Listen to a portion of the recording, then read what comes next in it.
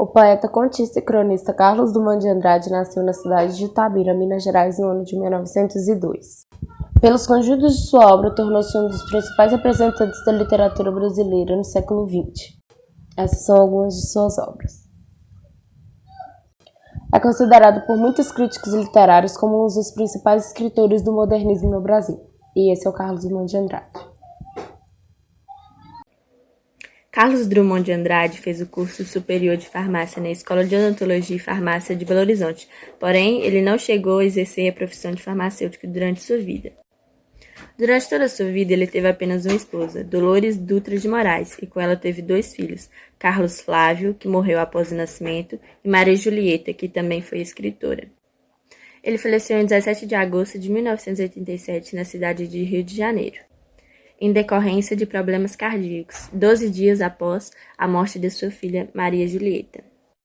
E quem tiver a oportunidade de ir em Itabira para conhecer, não se esqueça de conhecer os pontos turísticos de Carlos Drummond de Andrade. São muito lindos e eu recomendo ir.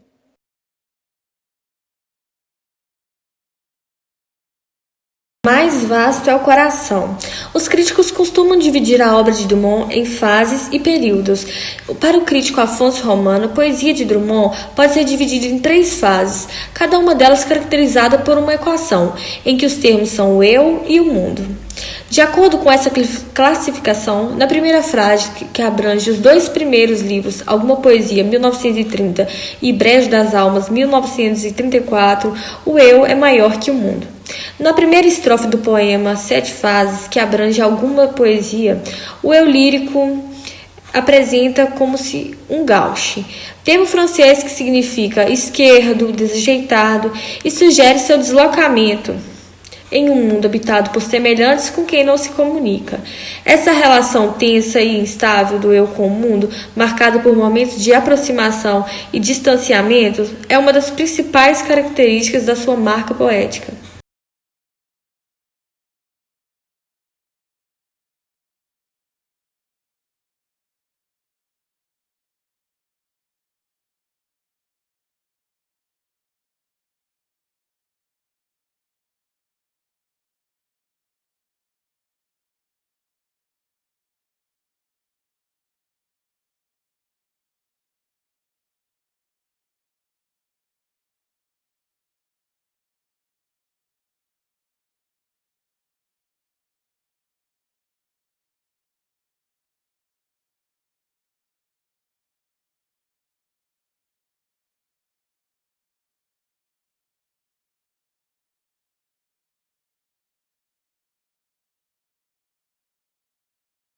Sentimento do Mundo. Em sua segunda fase, que inclui os livros produzidos na década de 1940, Sentimento do Mundo e A Voz do Povo, nota-se uma tentativa de aproximação em relação ao outro, motivado por uma forte fonte de solidariedade.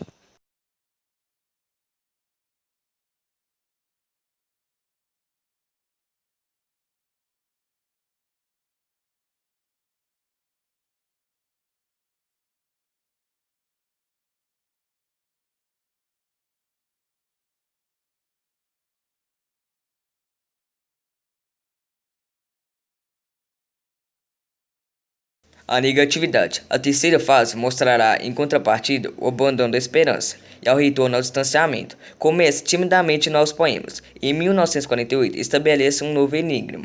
Em 1951, passa por Fazendeiros do Ar. Já em 1955, Vida Passada a Limpo. Já em 1959, chega a Lição das Coisas.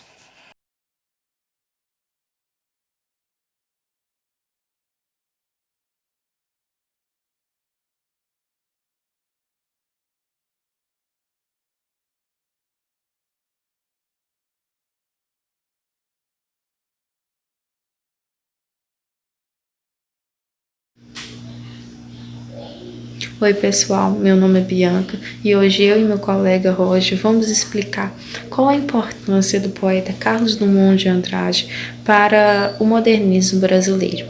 Vocês se lembram daquela primeira fase do modernismo, também conhecida como fase heróica, que surgiu na primeira semana da arte moderna em 1922, com o objetivo de destruir tudo aquilo aquele segmento da literatura europeia destruir as formas convencionais, tais como métrica, soneto, rimas. Então, é no final dessa primeira geração que desponta o Carlos Drummond de Andrade como um poeta, mas ele não faz parte dela, ele faz parte da segunda geração, também conhecida como consolidação, onde eles também rompem com esse passado, mas em termos de conteúdo, eles têm um conteúdo mais racional, mais questionador. Isso é um feito para a literatura brasileira. Outro fato que torna Carlos Drummond de Andrade tão importante para o modernismo brasileiro é a questão de afirmar a nacionalidade. Ele fala muito do Brasil em seus poemas, fala da cultura brasileira, das regiões. E também tem a questão dele questionar quem somos nós em um mundo tão artificial, tão tecnológico, assolado de guerras e cheio de invenções de armas, como a bomba atômica, pois Carlos Drummond de Andrade vivenciou essa época de Segunda Guerra Mundial e Guerra Fria.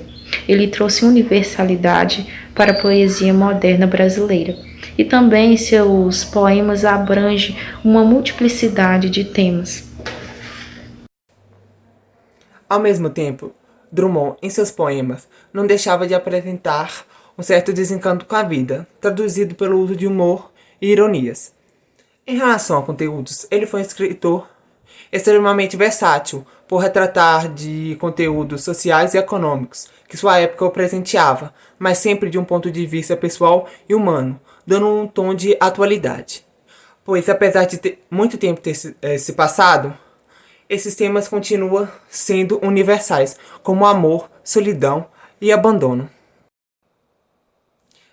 Mas, em questão de escrita, Drummond escreveu em versos livres, sem se preocupar com métrica ou rima, mas manejando o português de uma forma majestosa. Seu estilo é, ao mesmo tempo, elegante, simples ou até mesmo popular.